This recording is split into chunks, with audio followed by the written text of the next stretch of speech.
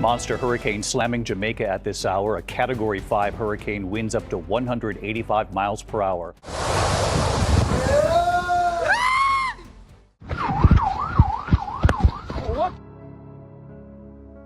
ወድ ሰብ ምስ ናይ ተፈጥሮ ሓይል እንትቃለስ ናይ ወድ ሰብ ጭንቂ ከመይና ምትራፍ ክንጓየ ከም ዘለና ዘርአየ ግዘዩ ናይ ሎማዓንቲ ጉዕዞ ናብ ጀማይካ ክኸውን እንከሎ እዚ ኣብ ሰማያዊ ማይ ተኸበት ብሙዚቃ ተዓጀበት ናይ ካሪቢያን ዑንቂ ሃንደበት ብውሕጅ ማዕበል እንትወሓጥ ዝበፅሓ መከራ ክንዕዘብ ኢና ኣውሎ ንፋስ ሜሉሳት ተባሃለ እዚ ሓደጋ ናይ ኩል ግዜ ፍርሒ መግለፂ ኮይኑ ክነብር እዩ እዚ ኣብ ታሪኽ ውሽጢ እቲ ዝዓበየ ኣውሎ ንፋስ ካታጎሪ 5 ሜሉሳን ንጀማይካ ብማእከል ጥሒሱ ብምሕላፍ ኣብ ትውልዲ ውሽጢ ዘይርሳዕ ሓደጋ ኮይኑ ሓሊፉ እዩ ናይ ጀማይካ ህዝቢ ብናይ ተፈጥሮ ሕጊ እንትፍተን ሓድሽ ኣይኮነን ናይ ካሪቢያን ደሴት ናይ ኣውሎ ንፋስ መልዓሊ ስለ ዝኾነ በብዓመቱ ኣውሎ ንፋስ የጓንፍ እዩ ኮይኑ ግና እዚ ተላዕለ ኣውሎ ንፋስ ካብቶም ቅድሚ ሕጂ የጓንፉ ዝነበሩ ኣውሎ ንፋስ ኣዝዩ ዝኸፈ እዩ ናይቲ ሓደጋ ሰዓት ኣብቲ ንጎሆ ፀሓይ ምስ ወፀትን ኣብቲ ድሕሪ ሰዓት ከባብን እዩ ነይሩ እዚ ኣውሎ ንፋስ ናብ ጀማይካ ቅድሚ ምምፅኡ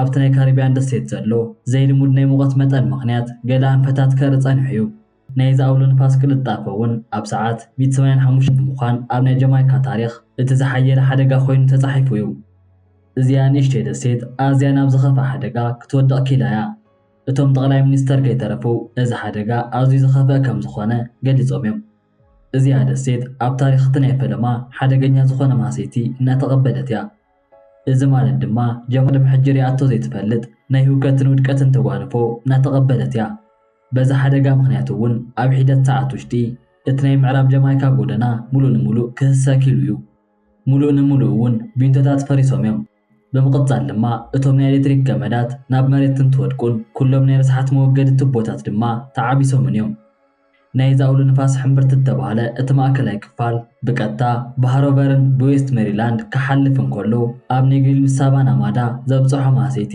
ዝዝረብ ኣይኮነን ናይ ገዛ ቆርቆሮ ከም ወረቐት ተቐዲዶም እዮም ኣብ ኔግሪል ሰፈር ኣብቲ ደሴት ከባቢ ናይቲ ባሕሪ ማይ ኣዝዩ ብልዑል መጠን ካብኡ ብምውፃእ ኣብቲ ከባቢ ዝነበሩ ገዛውቲ ልክዕ ከም ጨርቂ ፀራሪጉ ወሲድዎም እዩ ጀማይካውያን ዝለመድዎ ሙቐት ዝኾነ ናይ ካሪቢያን ባሕሪ ብሃንደበት ግና ኣዝዩ መፍርሒ መንፈስ ኮይኑዎም እዩ ናይቲ ኣውሎ ንፋስ ድምፂ ከበሮ እዝኒ ዝቐድድ እዩ ነይሩ ኣብዚኣ ሰዓት ድማ ካብ ዝፍፅማዊ ሓደጋ ንምህዳም ኣዝዩ መሸገር እዩ ነይሩ ብኻልእ ገፅ ተወሳኺ ናይዛ ደሴት ህዝቢ ዘፈራርሕ ካልእ ሓደጋ ጓኒፉ እዩ ካብቲ ውሕጅ ተላዕሉ ሓራገፅ ድማ ናብቶም ተፈናቐሉ ህዝቢ ናብ ኪንግስተን ሴንት ካትሪን ዝርከቡ ሰባት ከይዶም ከሸግሩ ጀሚሮም እዮም ኣብዚ ሕጂ ኣብታ ቀንዲ ከተማ ኪንግስተን ሓራገፅ ብግልፂ ወፂኦም ተራእዮም እዮም መንግስቲ ብጥብቂ ነቶም ነበርቲ ናብ ደገ ንከይወፁን ምስቲ ውሕጅ ዋላ ሓንቲ ዓይነት ረኽቢ ንከይገብሩን ገሊፆም እዮም ናይ ጀማይካ ህዝቢ ምስቲ ንፋስ ቀፂሉ ምስቲ ውሕጅ ይኹን ምስቶም ሓራገፅ ኣብ ፀገማት እዩ ዝርከብ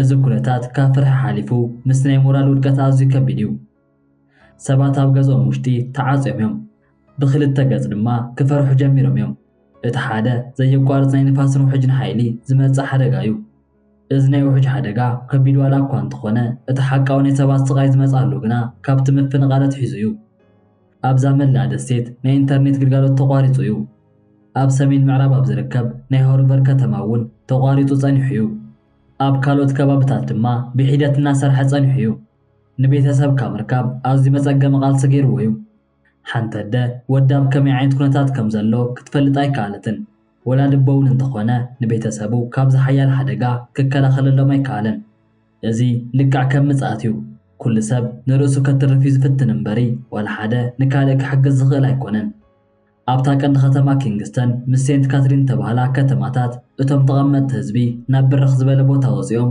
ሂወቶም ከድሕኑ ተራእዮም እዮም ኣብ መላእ ጀማይካ ሂወት ተቋሪፁ ብዝመስል መልክዑ ኣብ ኣዝዩ ፀልማት ዝኾነ ገሃንም ከኣትዉ ገይርዎም እዩ እቶም ናይ ሜትሮሎጂ ሰብ ሞያ ከም ዝገለፅዎ እንተኮይኑ ሜሉሳ ኣብ ናይ ጀማይካ ታሪኽ ውሽጢ መወዳድርቲ ኣልቦ ዝኾነ ኣውሎ ንፋስ እዩ ሕቡራት መንግስቲ እውን እንተኾኑ ንሜሉሳ ናይዚ ክፍለ ዘመን ኣዝዩ ሓደገኛ ኣውሎ ንፋስ ብምባል ሰይሞም እዮም ኣብቲ ማእከላይን ምዕራብ ጀማይካን ካብ 30 ኢንች ላዕሊ ዝኾነ ማይ ከጋጥም ይኽእል እዩ እዚ ማለት እውን ናይዛ ደሴት ሓመድ ብዝበለፀ ክጓሕጓሕን ናይ ገዛውቲ መሰረት ብዓሚቑ ክፈሓርን ይኽእል እዩ እዚ ናይ ኣውሎ ንፋስ ሓይሊ ብንእሽተይ እውን እንተኾነ ዋላ እኳ እንተነከየ ናይዚ ንፋስ ቅልጣፈ ግና ሕጂ እውን ኣብ ሰዓት 160 ማይል በፂሑ እዩ ብተወሳኺ ሜሉሳ ኣብ ሰዓት 9 ማይል ኢንች ጥራይ ናብ ሰሜን ገጹ ክጓዓዝ ብምኽኣሉ ኣብዛ ደሴት ተወሳኺ ስጋኣት ኣሕዲሩ እዩ። እዚ ማለት ኣብዚ ዝወቅዕ ዘሎ ማይ እናወሰኸ ይመጽእ ከም ዘሎ ዝሕብር እዩ። እዚ ከምዚ ዓይነት ማይ እውን እቲ ብጭቃ ዝፍጠር ሓደጋ ኣዝዩ ክውስኽ እናገበሮ እዩ። ኣብ ጀማይካ ኣምባታት ዝርከቡ ሰፈራት ብኸምዚ ሓደጋ ኣብ ልዑል ስጋኣት ውሽጢ ኣትዮም እዮም። ናይ ዝውሕጅ ዓውታ ድምፂ ኣዝዩ መፍርሒ እዩ። ናይቲ ንፋስ ይኹን ይወድቕ ዘሎ ገረብ ምስቲ ናይ ህንፃ ምፍራስ ዘሎ ድምፂ ነዛ ደሴት ኣብ ዓቢ ፍርሒ ክትኣቱ ገይርዋ እዩ። ሴንት ኤልዛቤት ቴክኒካል መበል 2ይ ደረጃ ቤት ትምህርቲ ኣብ ልዑል ሓደጋ እዩ ዝርከብ። እቲ ናይቲ ክላስ ቦሎፎን ይኹን ቆርቆሮ ሙሉእ ንሙሉእ ብንፋስ ተወሲዱ እዩ። እቲ ዳይሬክተር ኪንግ ዊሊንግተን ሙሉእ ንሙሉእ እቲ ቆርቆሮ ፈሪሱ እዩ ብምባል ካብዚ ዝኸፋ ሓደጋ ከይመጽእ ግና ካብዚ ኩሉ ስጋኣት ኣምላኽ ይመሓረና ክብል ኣብ ሚድያ ሓሳቡ ገሊጹ እዩ። እዚ ናይ ቤት ትምህርቲ ምፍራስ ናይ ጽባሕ ተስፋ ምብራስ ዋላ እኳ እንተኾነ ኣብዚ ናይ ሕጂ ሓደጋ ግና ናይ ጀማይካ ህዝቢ ሓድነት ኣብ ምጥንኻር እዩ ዝርከብ። ሰባት ነንሕድሕዶም ተደጋጊፎም ንህፃውንቲ ይኹን ኣረግቶት ካብዚ ከቢድ ሓደጋ ኣብ ምውፃኦም ዝርከቡ። እዚ ናይ ሓድነት ምልክት ኣብ ጀማይካ ኩሉ ዒሉ ተራእዩ እዩ። ንርእሶም ኣብ ሓደጋ ኣትዮም ንካልኦት ሰባት እናተረፉ ዝርከቡ ናይ ጀማይካ መናእሰይ ኣብ ታሪኽ ክፀሓፉ እዮም። ናይቲ ኣውሎ ንፋስ ቁጣዐ ኣብ ልዕሊ ወዲ ሰብ ጉዳት እናብፅሐ እዩ ዝርከብ። ክሳብ ሕጂ እውን 3 ሰባት ኣብዚ ሓደጋ ከም ዝሞቱ እናተገልጸ እዩ። ኣብ መላእ ካሪብያን ድማ ክሳብ 7 ሰባት ዝኣኽሉ ከም ዝሞቱ ተገሊጹ እዩ። መብዛሕትኡ ኪንግስተን ሙሉእ ንሙሉእ ኣብ ጸልማት ተዋሒጡ እዩ። ካብ 1 ሚልዮን ንላዕሊ ዝኾኑ ዜጋታት ኣብ ጸልማት ዝኾነ ገዛ ውሽጢ ሰፊሮም እዮም። ኣብዚ ኩሉ ጸልማት ግና ሓደ ብሩህ ተስፋ እናረኣዩ እዮም። ናይ ኪንግስተን ተቐማጢ ዝኾነ ኣንድሩ ዊልያምስ እቲ ሆስፒታል ሙሉእ ንሙሉእ ስርሑ ጠጠው ከም ዘበለ ገሊጹ እዩ። ናይ ጀማይካ መንግስቲ ምስ ዓለም ለኸ መንግስታት ነዚ ሓደገኛ ዝኾነ ሓደጋ ናይ ሓገዝ ጻውዒት እናሓተቱ እዮም። ሕቡራት መንግስታት እውን ካብ 2000 ንላዕሊ ናይ ሰብኣዊ ሓገዝ ኣቑሑት እናቕረቡ እዮም ዝርከቡ። ናይ እንግሊዝ መንግስቲ ምስ ኣሜሪካ ሓገዝ ንክህቡ ድሉዋት ምዃኖም ገሊጾም እዮም። እቲ መዕርፎ ነፈርቲ እውን ሙሉእ ንሙሉእ ኣብ ስራሕ እንድሕር ዳኣ ዝርከብ ክሳብ ጥቅምቲ 30 ደገፍ ንክህቡ ድሉዋት ምዃኖም ገሊጾም እዮም። ትካላት ድማ ውዑይ ዝኾነ መግብታት ኣብ ሰዓቱ ንከብፅሑ እናጻዕሩ እዮም። ናይ ጀማይካ ህዝቢ ሙሉእ ንሙሉእ ኣብ ጸልማት ውሽጢ ብምዃን ንቤተሰቡ ክሕግዝ እኳ ተዘይከኣለ እዚ ሕማቕ ዝኾነ ግዜ ንክሓልፍ ግና ኣብ ጸሎት እዩ ዝርከብ።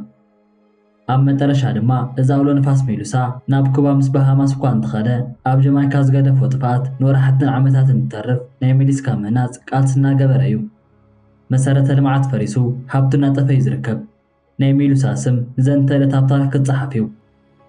ጀማይካውያን ድማ ጽንዓቶምን ሓድነቶምን ኣብ መላእ ዓለም ዘርኣየ ዓብዪ ጀግንነት ኮይኑ ክነብር እዩ። ዓለም ሙሉእ ኣብ ጸጥታን ሓዘንን ኮይኑ እናተዓዘበ እዩ። ናብ ጀማይካውያን ንሰዶ ናይ ሞራል ደገፍ ምስቲ ናይ መንፈስ ጸሎት ዓብ ሓገዝና እዩ። ሜሊስካ ምህናፅ ከቢድ እኳ እንተኾነ ኮይኑ ግና ወሳኒ ኮይኑ ዝፍጸም ሓገዝ እዩ።